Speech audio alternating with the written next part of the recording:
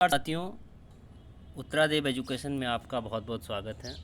साथियों, आज हम डिस्कस करेंगे कि जो आज यानी 20 नवंबर 2023 को अटल उत्कृष्ट स्कूलों के लिए स्क्रीनिंग एग्ज़ाम हुआ, उस एग्ज़ाम में जो क्वेश्चन पेपर आया था उस क्वेश्चन पेपर के बारे में डिस्कस करेंगे कि कैसे कैसे क्वेश्चन पूछे गए थे।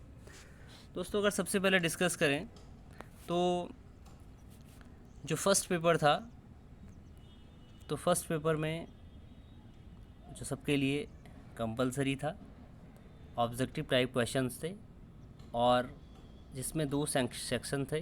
फर्स्ट सेक्शन में 30 क्वेश्चंस थे जो इंग्लिश कम्युनिकेशन स्किल्स पर बेस्ड थे और सारे सब्जेक्ट्स के लिए एक ही थे। और जो सेक्शन बी था, सेक्शन बी यानी स्पेसिफाइड सब्जेक्ट, यानी जैसे माना बात किसी का इंग्लिश है तो इंग्लिश का, बायोलॉजी है तो बायोलॉजी का और एट्सेट्रा, अगर जो भी जिसका पेपर है उसका सब्जेक्ट स्पेसिफिकेशन पूछी गई थी। तो दोस्तों, डिस्कस करते हैं पेपर में।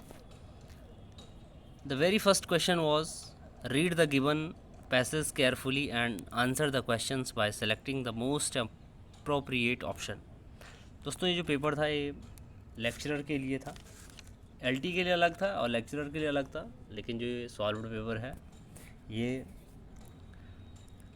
लेक्चरर के लिए है। इसमें फर्स्ट क्वेश्चन पूछा गया था कि read the given passage carefully and answer the questions by selecting the most appropriate option. दोस्तों, सबसे फर्स्ट क्वेश्चन था we should avoid making unhealthier food choice to. इसका जो आंसर था, correct answer none of the above था। Second question था why does India need to import edible oil. तो इसका जो राइट आंसर था वो था we are not able to supply enough edible oil to fulfil our demand, यानी इसका बी ऑप्शन करेक्ट था। थर्ड क्वेश्चन था सिनोनिम ऑफ एडिक्वेट। एडिक्वेट का जो सिनोनिम होता है एम्पल होता है, डी करेक्ट आंसर है। फोर्थ था which word in the passage means expansion.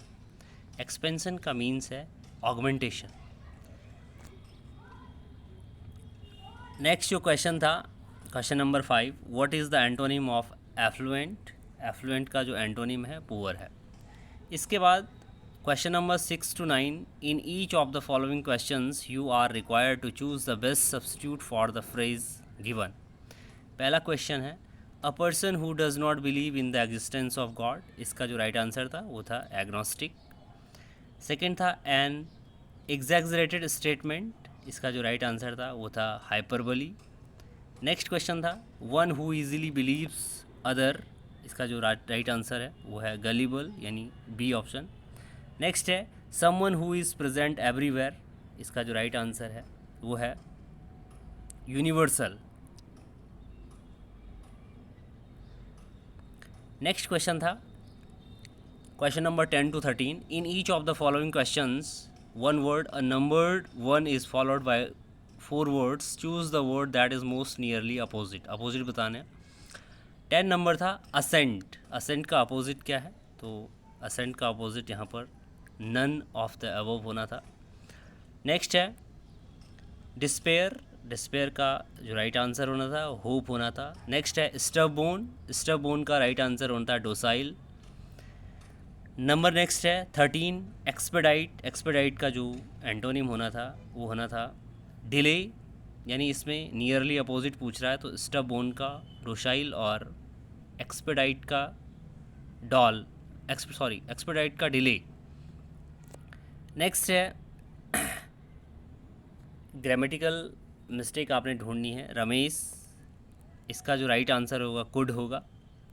Next है my younger brother has married. इसमें ए होगा क्योंकि ए आर्टिकल लगेगा, यूरोपियन, और हम इसको वाई मानेंगे, वाई यूरोपियन।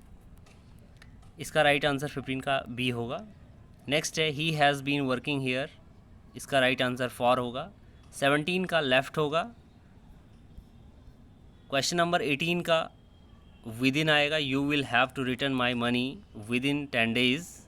नेक्स्ट है in each of the following questions one word a numbered one is followed by 4 words, choose the word that is most nearly the same in meaning of the numbered word. इसमें nearly जो उसकी meaning है उसको बताना है।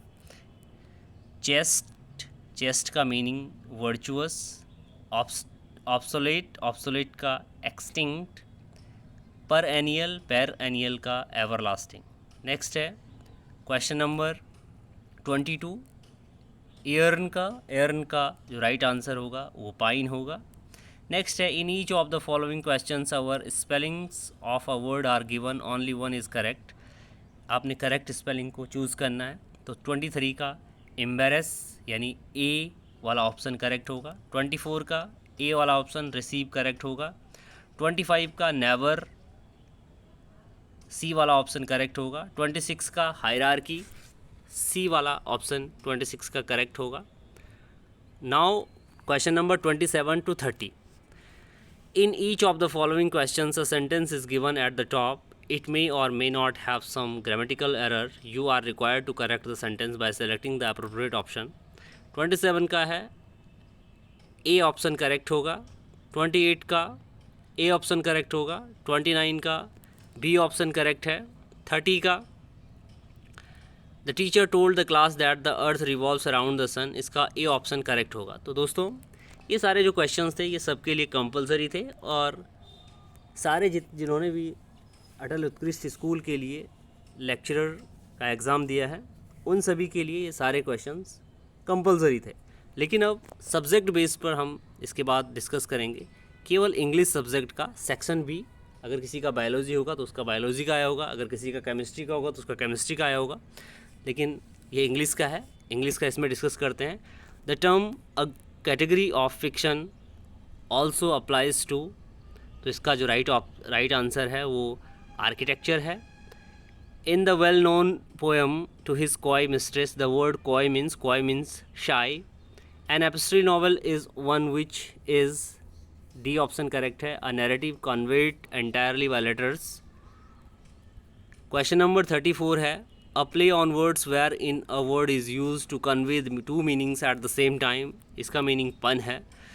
35 है to be or not to be, that is the question. ये famous soliloquy है, कहाँ से ली गई है? तो ये हैमलेट से ली गई है, जो which was written by William Shakespeare. To end in smoke means to ruin oneself, D option correct होगा। Now question number 34। To leave someone in the lurch means होता है option number D, to desert someone in his difficulties. Number next है 38। The 100 Years War was fought between which two countries, तो England और France के बीच हुआ था। जैबरवॉक एक कैरेक्टर है, किस में है? थ्रू द लुकिंग ग्लास में एक कैरेक्टर है जैबरवॉक। नेक्स्ट है 40 number question. What is the most suitable one word substitution for the following? That can not be removed or washed out, इसका जो करेक्ट मीनिंग होगा indelible. Indelible means which can not be removed or washed out.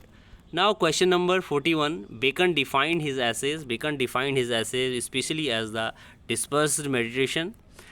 42 number question है the first folio edition of Shakespeare's plays was published in 1623। Who coined the term metaphysical poet?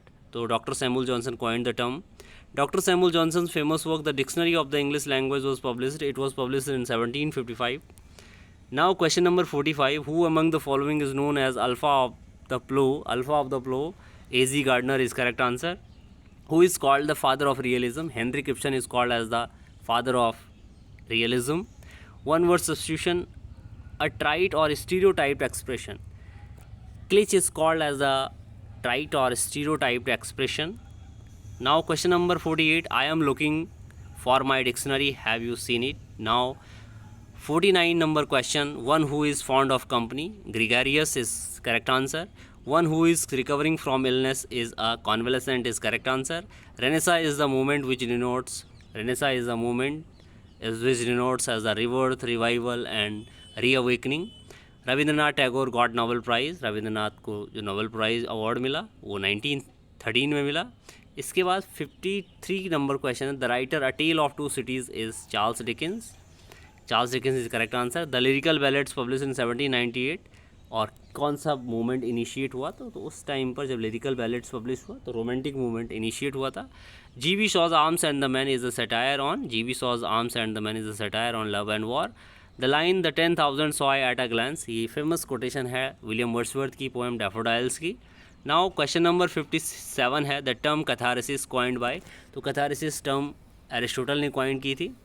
Aristotle ने 2 famous term coin की थी अपनी famous poem या poetry में, poetics में। दो term थी, एक थी कैथारसिस, दूसरी थी hamartia. How many parts of speech are there in English grammar, तो इंग्लिश ग्रामर में 8 पार्ट्स ऑफ स्पीच होती है। 59 नंबर क्वेश्चन है, in black and white is an adjectival phrase meaning, it means, इसका मीन्स ये option correct है in writing. The exclamatory word which expresses emotion is called interjection, interjection is correct answer.